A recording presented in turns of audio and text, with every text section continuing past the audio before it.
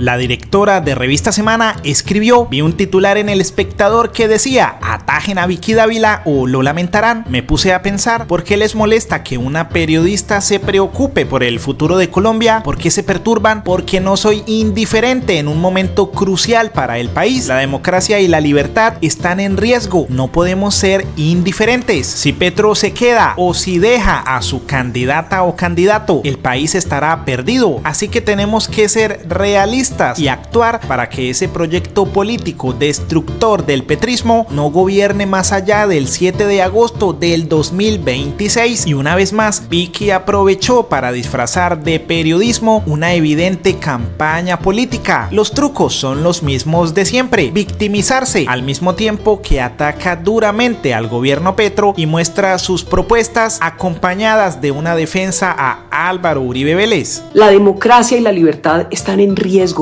y no podemos ser indiferentes. Este es un momento que exige grandeza, unión, claridad mental. Hay que resistir y tratar de aminorar el daño que ha generado Petro en 2 años de gobierno y el daño que puede hacer en el tiempo que le queda en la Casa de Nariño. Si Petro se queda o si deja a su candidata o a su candidato, el país estará perdido. Ni Uribe ni Santos ordenaron los falsos positivos. Eso es delirante. Por lo demás, que los culpables paguen, que vayan ante la justicia. Me tienen que atajar, como dice El Espectador, porque creo firmemente que cualquier gobernante debería simplificar el sistema tributario colombiano. De esta salimos.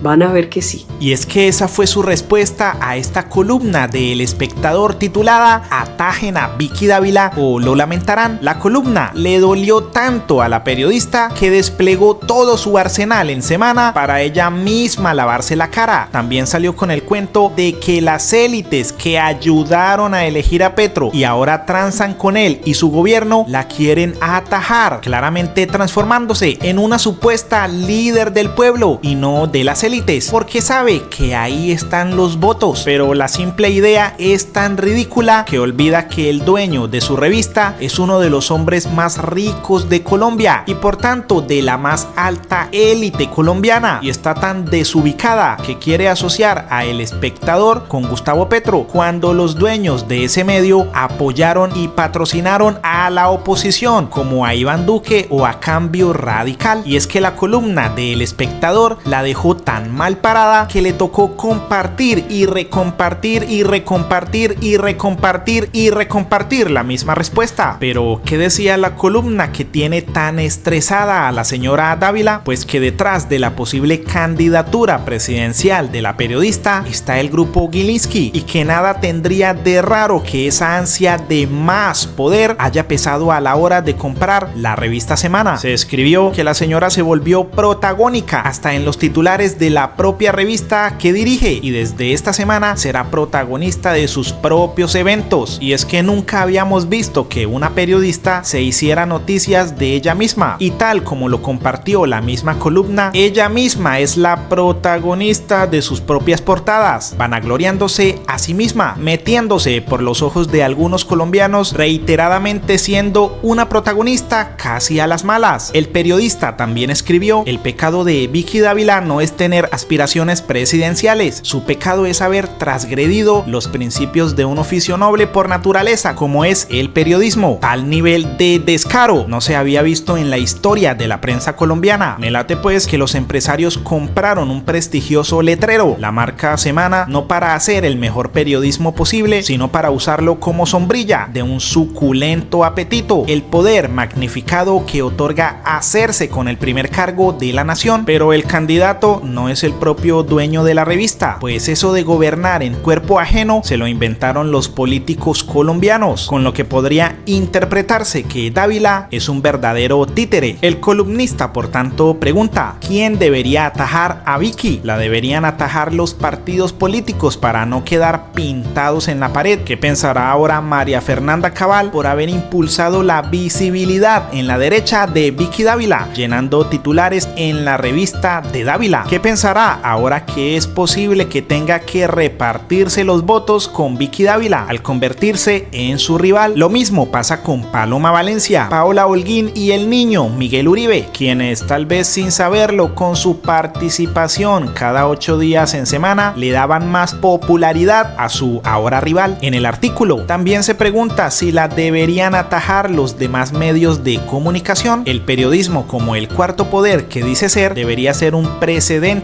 Alienta a saber que ciertos medios dejaron de hacerle el juego a Dávila, no replicando sus informes o encuestas. Quizás no vean como su competencia a una revista que usa el contenido para hacer proselitismo encubierto, como por ejemplo esta portada de la revista, donde lanzan una propuesta económica para el sistema tributario como si fuera una propuesta para una campaña electoral. Pero sigamos con el tema de los atajadores. La deberían atajar los otros conglomerados económicos, pues con los Gilinski manejando los hilos del poder tendrían no un competidor sino un suprarrival. Esos rivales como Sarmiento con El Tiempo, Ardila Lule con RCN y compañía, o los Santo Domingo con Caracol, Blue Radio y El Espectador. Sí, a esto llegó la dichosa democracia en Colombia. No somos los colombianos quienes elegimos presidentes y congresistas, sino los dueños de los medios de comunicación, los más ricos del país. El artículo también pregunta, ¿es Semana una revista o un panfleto político? ¿Cuánto tiempo falta para que aquel elegante edificio donde funciona la sala de redacción de Semana sea adaptado como sede de campaña? Si es que ya no funciona como tal, pues por ejemplo con la estrategia de Vicky en Semana por Colombia, la señora disfrazada de periodista empezó una gira al estilo de candidato político por el país. El artículo terminó con este interrogante: ¿está Colombia preparada para que la gobierne una mujer? Y si la respuesta es sí, ¿cuál de las mujeres que se cree presidenciable tiene el perrenque para encaramarse en el potro donde ahora está Petro? Ya veremos si los colombianos escogen a conciencia o dejan su destino en manos de Neptuno retrógrado. Pues la columna también nos recuerda que ya la historia del presidente periodista se presentó en Colombia con Andrés Pastrana, otro bendecido de las cámaras, director y presentador de noticieros, cosa que no es garantía de competencia e idoneidad para dirigir los destinos de 50 millones de almas. Y ante la respuesta de Vicky, Matador le respondió: parece que Vicky Dávila no leyó la columna, se quedó con el titular, como hacen el 90% de las personas. Si hubiese leído la columna, había encontrado algo peor. En la columna la comparan con Andrés Pastrana, que luego de ser periodista llegó a la presidencia y le entregó el país a tiro fijo. No hay nada más peligroso que un idiota con poder o un yerno con ideas. Y lo más ridículo e incoherente es que la cuenta del Centro Democrático criticó la columna de El Espectador diciendo que atacan la libre expresión y a la libertad de prensa, pero al mismo tiempo son ellos los que atacan la libre expresión y la libertad de prensa atacando la columna de El Espectador. Y es que tal como Vicky Dávila, la libertad de expresión solo se vale cuando son ellos los que hablan.